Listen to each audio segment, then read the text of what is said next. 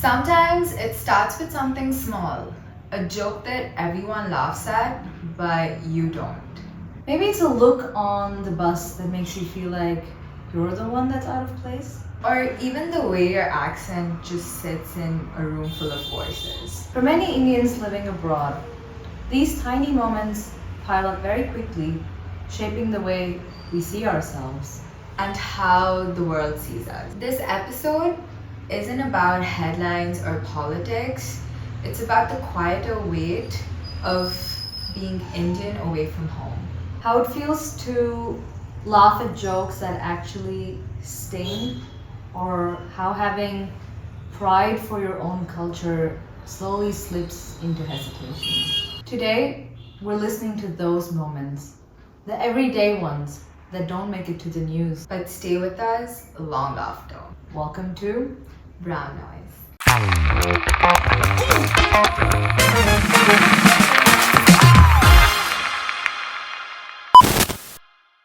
Hi everybody, I'm your host Nidhi. and I'm your host Aditi, and we're right next to each other. She was so excited that she lost her ring. Guess that's how we record podcasts, when we sit right next to each other. And this is also how we start very serious episodes with a little bit of light before we get into the nitty gritty. So, Aditi, do you want to maybe cue our audience into what we're going to focus on in today's episode? Sure. Okay, so Indians, this one's for you. We have been talking about this topic for quite some time. This is something both of us do a hard relate to. We've experienced lives in different parts of the world, met people from different parts of the world, see how they view us, not just as human beings, but also associate us to where we're from, which is India. And you know, it influences the way they look at us and even start conversating with us, and also influences the way we look at how the world sees Indians. And we want to bring this to light because, you know, there's a lot of conversation going around about the negative notions behind looking at the Indian society and the world's biased perspective of it. And we want to address them, bring about a little bit of awareness to those who are just not educating themselves enough about our culture, our country, and we want to feel seen. We want to make all of the other Indians also feel seen, heard, respected, valued for who you are and how you've been brought up. There's no shame. We're proud to be who we are, and really digging into the global perception of Indians, where it started and the critical stage it's reached today, and to simply answer or try to dissect the answer for the question, why are Indians getting so much hate? And it's a phenomenon we're seeing that's constantly on the rise, and with social media, the different news outlets, these stories are getting a lot of traction and they're getting picked upon faster just because of the sheer number of cases that we're seeing. And just to name a few countries that have been in the news lately in regards of propagating this hate on Indians, in Australia, in Ireland, in Canada, there have been news reports from many different international newspaper outlets, and that just goes to show what a stage it's reached. And we thought it was time to talk about it and to let you guys know that you're not alone, and maybe we can figure a collective way through this. Since we're doing an episode with so much gravitas to it, it has a lot of weight and we're by no means taking it lightly. We also took time to do our own research And before we dive into the current state of affairs, we wanted to look into history a little bit to see why and how it's reached the point that it has. And I think one of the important questions to ask here is, why are Indians almost never taken seriously, and why are we always the butt of the joke? I think one of the main talking points here is the oversimplification of our culture and the over stereotyping of who we are as a people. First of all, I mean, not to segue from this conversation, but this topic, it means so much to us, and I can almost see you exude that energy when you're talking and you're sitting right next to me, because it is so true that we are not taken seriously enough. And I always do live by the motto, which is, you know, the smarter ones of this world are usually the quieter ones, and it's the ones who are maybe stupid, or for lack of better words, who make most of the noise. I just wanted to bring that up because it's such an important thing to discuss. We are undermining a country that has been through so much historically, has been one of the most powerful superpowers of the world. It has been the hub of innovation, the hub of knowledge, the hub of art, music, culture, vibrance, food, spices, everything. It's been a place where everything started. It's rich in terms of its ecology, its wildlife, you know, the kind of the biodiversity you find not just with animals but also humans, and the vast range we can put under the umbrella term of Indian.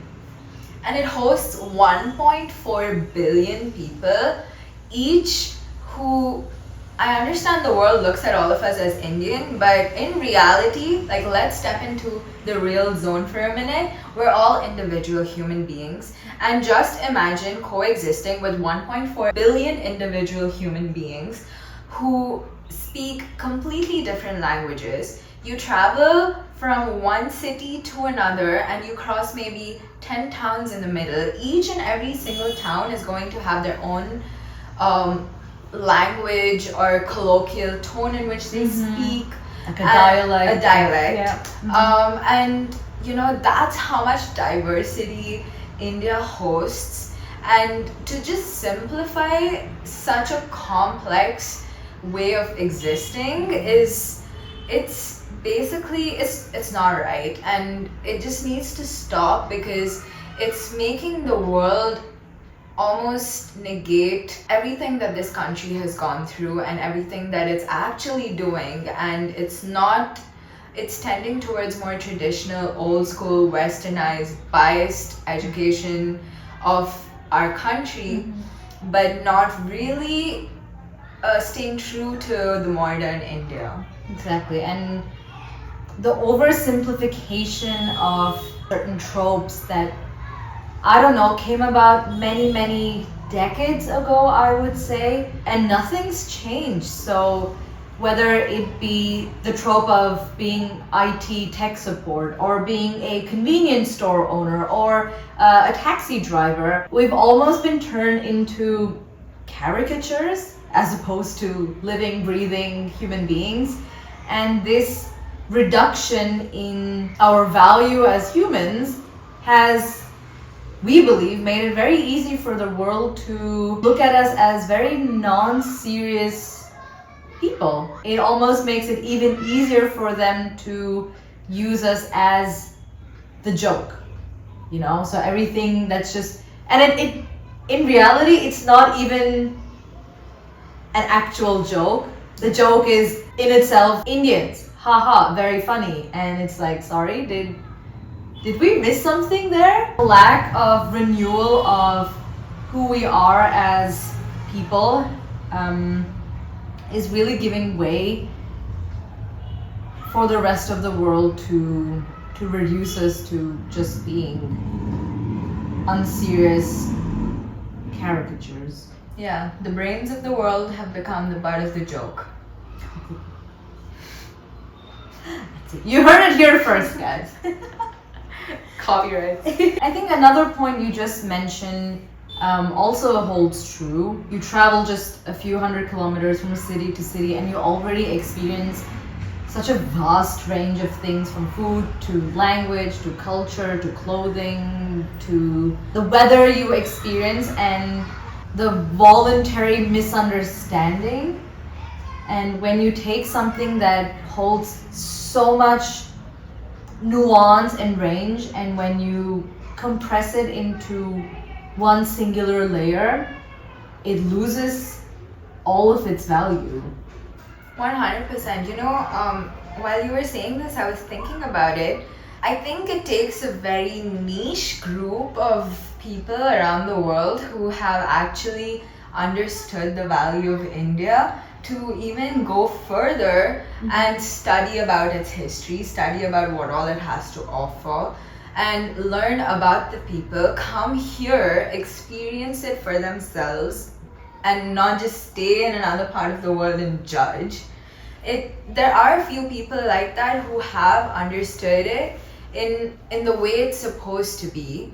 And I don't see, like, most of them, they're so interested in learning about European history. The Renaissance. Yeah, and other, histories of different parts of the world. But when it comes to India, it's not even taken serious enough to learn about its history. Like, people don't think they think it's a waste of time to really delve into the history of our country. And I've noticed that because they'll know so much about the other parts of the world, but they'll have no idea about India, and you have to explain it from scratch. Like, they'll just come and tell you, like, oh, there are cows on the street, or, oh yeah, India is about yoga and poverty and dirtiness and hippie culture, and you have 10,000 gods. I mean, it's all true in its own way. We do offer all of that. But I don't think when we're looking at a country, I'm not going to pick out things that I don't like about that country and give that as the definition of the country. That is not how it works for any other part of the world. But why do Indians get subjected to that? Why does the world think that they can do that specifically to Indians? It's almost like a shitting contest where people are like, oh, I can pick out this dirty thing about India, or I can pick out this silly thing about India, or, oh, I will one-up you in how you feel about this country by shedding a not so pretty light on who we are. It's sad that we as Indians who travel to different parts of the world have to over-explain ourselves and almost come up with excuses for the way our country is, which is so ridiculous because, I mean, okay, we know that every country is flawed. India has its flaws. But you also have to realize that India is a very young country. We got our independence in 1947, and only then did we get the freedom to start constructively working towards building a nation. Whereas the US was so much older than that in terms of having its freedom. So of course they're comparing it to us and saying that we're a third world country, but how often do we talk about the reason we are a third world country? What was our GDP before being colonized? What was the value of our wealth before we were colonized by the British, by the Mughals, who literally... By the Portuguese. Everybody. Why did they even come to India to colonize it?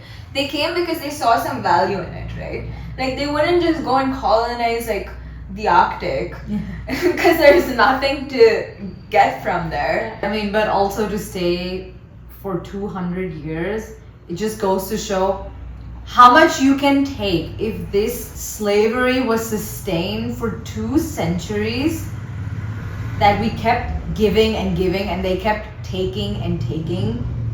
Imagine how much we should Yeah. have to give that much.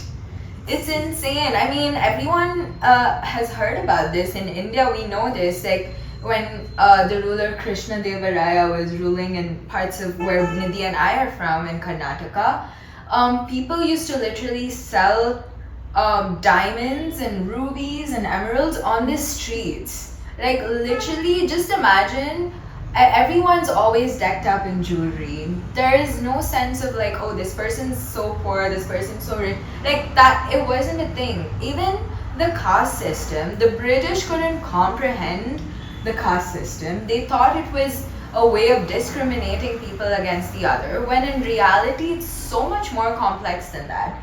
Like, the caste system originally started, for those who don't know, it started to distinguish between the different types of jobs out there, basically. So if you're a ruler, if you're a protector, if you have some sort of governance that you are responsible for, then you are a Kshatriya. If you are a teacher, a priest, an educator, then you fall into Brahmins. If you are a businessman, then you fall into Vaishyas. And if you are, for lack of better words, a blue-collar worker, then you fall into the Shudras. And there was flexibility to switch between these based on your circumstances. People could go from being a Brahmin to a Kshatriya when there was a war and they needed to. People could go from being a Kshatriya to a Brahmin when they just wanted to learn and educate themselves.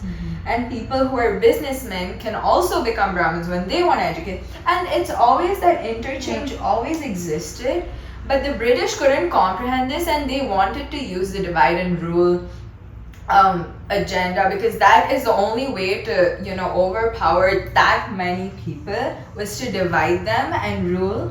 So they made us start hating our own culture. It's almost like we got brainwashed, which I also do. Like, it's sad that we allowed that to happen, but when you but you can imagine when colonizers show up with so much artillery and like gunpowder, and they beat the crap out of you, they run experiments on you, they forcefully make you do things that you never had to do before, and they incite a lot of fear, and they divide it basically through a lot of fear, and that's resulted in the caste system that we have today, essentially. And even after facing all this colonization, tell me one story where India has gone to another country and invaded someone.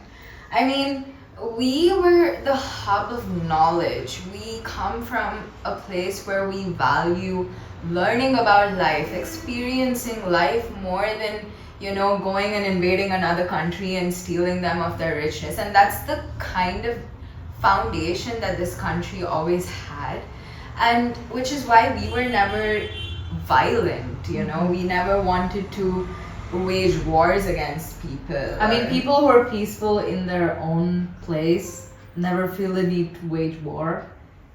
And that just goes to show how much our land has to offer. Even still, that we don't feel the need to go invade. Yeah. Okay, let's talk about agriculture for a second. The country's geographical location, it supports the growth of so many kinds of crops and plants, and even like the topography across the country is so different, and you get to experience different kinds of food because of that, and there's different kind of climatic conditions, and the soil is just so rich even now that we as a country, I genuinely feel like if we don't have any export import, we will still be able to survive. The only thing we would probably need is petrol, which is like, I can't really think of anything else imported that we genuinely like couldn't survive without. I think we're a pretty self-sustaining country. We have a lot of rich minerals, gemstones, We can, with our temperate climate zone, grow almost anything and everything that we need to consume and survive. Yeah. So, I mean, do you really want to be those kind of people who, I mean, it's really like you're making a fool out of yourselves by the way you're talking to us Indians, because clearly you find us smart.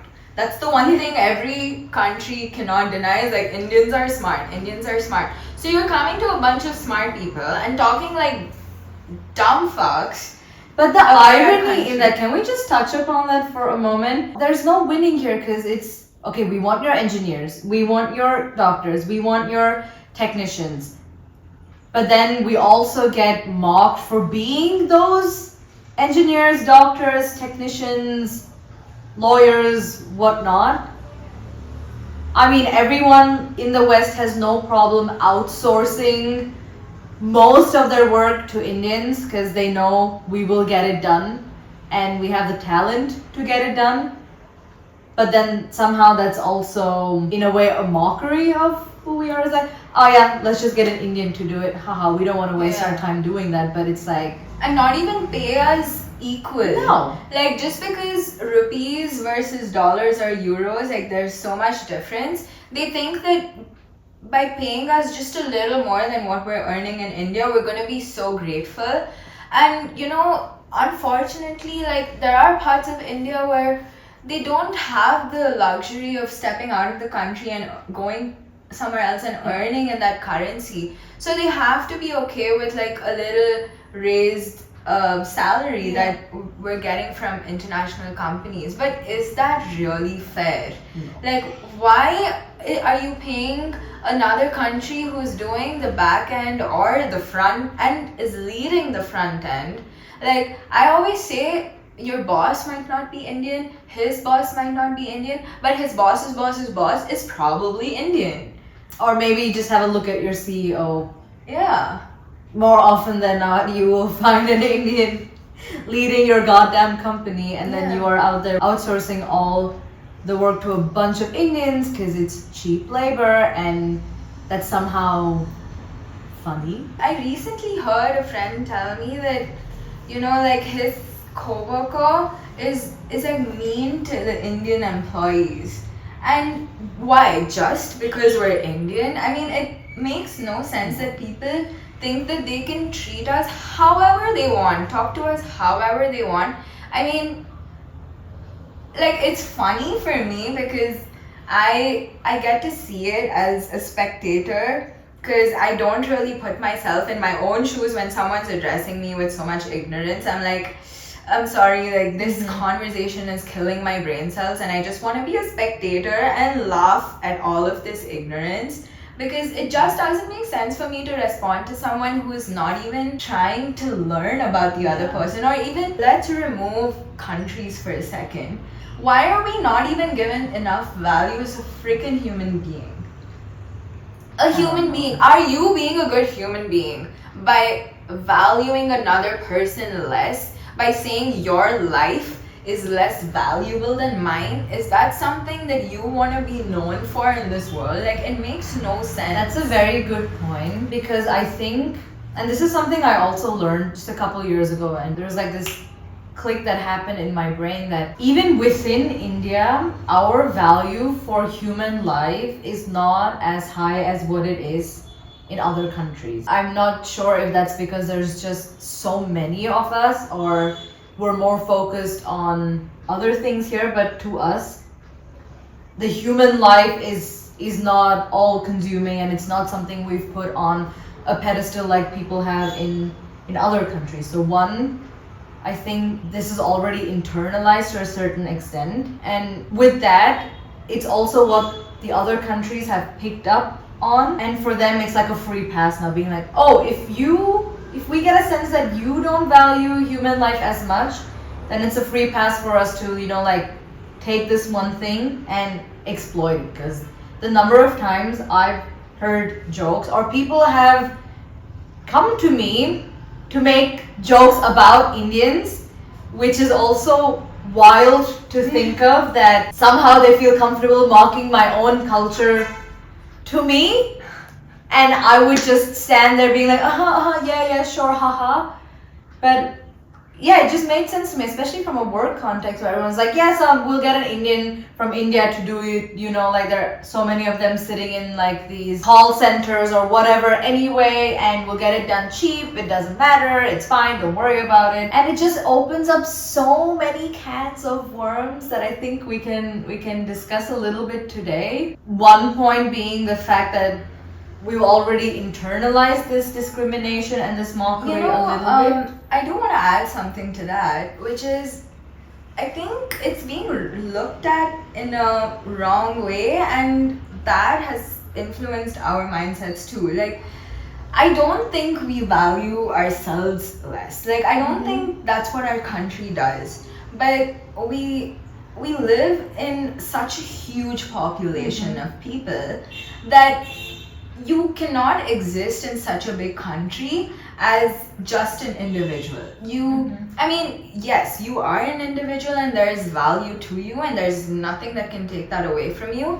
But when you live in a country with such a high population, it is a community way of living, and it is about sharing, and it is about giving and receiving and experiencing things together. And also, we are so spiritual as people that we also value the world, the natural world, the way the world exists. And we're not, I don't know how to say this, but I don't think we were raised with like a narcissistic, way of thinking, because it's not always like, oh yeah, it's just about me, I'm gonna be selfish. Like, we're not raised like that, we're raised to be people's people, and we are like, we appreciate the whole collective energy, and it doesn't take away from individuals, but we are more focused on a collective energy that we're putting out into the world, and not to the world of human beings, but to the actual real natural world out there. And I think that's just been misunderstood as we don't give a shit about ourselves. It's not true. We just think that life is not just about like, oh, it's me, but it's also like, what do I think about life? Where am I headed? Or like, what is my opinion of the world, and what is my opinion about how I want to live? And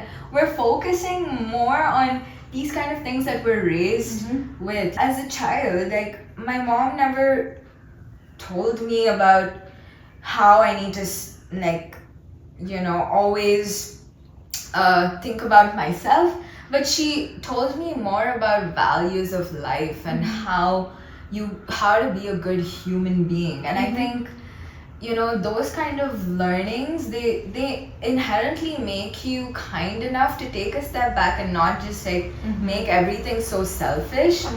And that is misunderstood as we don't care about ourselves. I think in addition to misunderstood, it's also misused. And maybe one point to even like further dissect what you just said, like, let's say you compare some jobs in the West to some jobs you have in India. We have reached a point, and of course I don't think it ever started this way, but we have reached a point where if somebody is doing a small job, they are viewed as a small person. Where in the West, it's not the same. So you could work at a grocery store, a department store, you could work in the fanciest corporate building, no one cares, because they value the human the same. It's true. And just say you have a different job. But here I think through the colonial mindset that really oppressed the shit out of everybody and brainwashed us to such an extent that now we really segregate by jobs, and we view people who do smaller jobs as lesser people.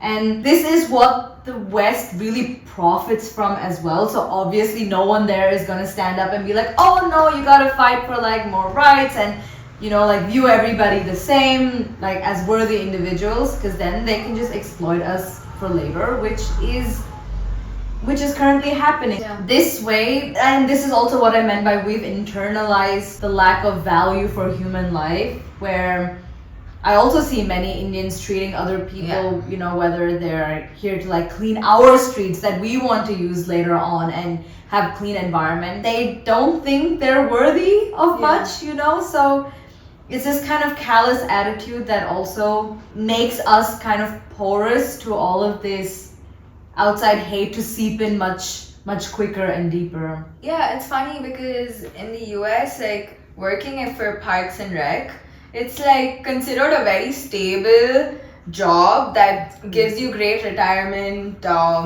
benefits, and you know people want to retire as a Parks and Rec person. You know, like that exists. But crazy. if in India we were like, oh mom, I'm gonna like join Parks and Rec, she'll just disown me and like probably kick me out of the house. You know. I mean, my mom probably won't, but just like that's just how the mentality is, you know. And it's funny now because like what's the most booming industry right now? Social media. And do you need education to do social media? No. All you need is a phone, and you know, all you need to do is like look funny in front of the camera and say these funny words, make some noises. And you, like, how is that a better or more worthy job than cleaning our environment? I mean, you know, like just think of that comparison. You know, I think it's just a negative feedback loop that keeps feeding itself constantly, where you can't tell where it starts and where it ends, but essentially the fact that we don't value other people who do different jobs as much then reinforces the fact that we all need to do a worthy enough job to have worthiness as human beings. And then the cycle keeps going, and this is just a free pass for the West to generalize and be like, hey, you don't care for your own human life, then why should we? But they don't understand that one, they caused it, and two, there's so much nuance to it, and it really depends on which region you're from, what you've studied, what your family background is, what culture you're from. It's a whole thing.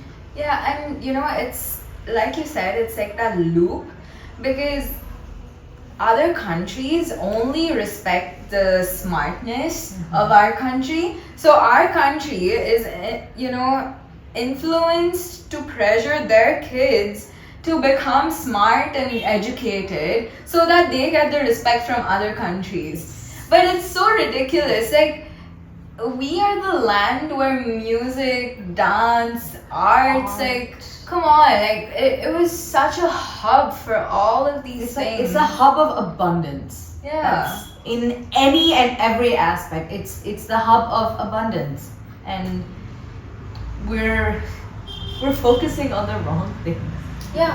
Honestly, even in terms of like religion, I mean, we can make a whole episode, which we probably will, on you know, religion and takes on it. Especially like I can of course say what I have grown up with, but even this whole thing about, oh yeah, like you guys have 10,000 gods. I mean, I like to always say this. I'm like, there might be one Batman, there might be like one Spider-Man, but there are also the Avengers, and we need, like, come on, it's possible for multi-heroes to like exist, you know, in this world. And I don't see anyone like telling all the Avengers that they don't matter, or like they're ridiculous because there's so many of them. Seriously, that's it's a very good comparison, you guys. So the next time any of you face a situation where you're being mocked for having many gods, I think this is a very good analogy to use, because I think these lesser minds can only understand shitty movies at this point. Yeah, oh my god. And you know, there's so much more about the cultures. Like, it's so vast. I mean, there's so many different kinds of cultures, and each of them, like, see, we're not, as people, we're not supposed to just look at the rules and regulations of a culture and be like, oh, it's wrong or right. I think the beauty of spirituality and the beauty of, you know, learning something from a culture is to learn things that make you feel like a better human being. Learn things that make you feel like you can live in this world in an easier way and free and escape from your own negative thoughts. And this should be the aim of like being in a religion, you know. It shouldn't be about like dissing a particular shape or form of a god. And the whole essence of, you know, religion itself is lost, and they just want to mock us for like the way our gods look or something, which is it's just so primitive. I mean, it goes to the basic fact that we're following the Christian calendar all over the world. Our New Year is in April. Our New Year is determined by the seasons, when the new harvest starts, because that, I don't know, makes sense. Whereas the Christian New Year in most parts of the West is in the pits of fucking winter. Who is motivated to start a brand new year when you're freezing your butt off? It's just, yeah, I think we need a whole dedicated episode on this, because it's already pissing me off to even think about it, because it's a very triggering subject, and it's really like its meaning has gotten so diluted at this point that no one really knows, and they use it as an excuse to propagate whatever individualistic agenda that they might have. 100%. And yeah, we just want to really, like, we hope that there are people who are not Indians, like, who are listening to this, and like, I hope this video like motivates you just a little bit to go to your friends who you know have these very like narrow-minded perspectives, and just be like, hey, listen, like, these girls like kind of make sense, because I mean, we're not here to like you protect our country. We're just speaking the truth, and we're just trying to put the true modern India out there, and not, you know, and try to like put a stop to all of these stereotypes that are making fun of such a huge part of the world.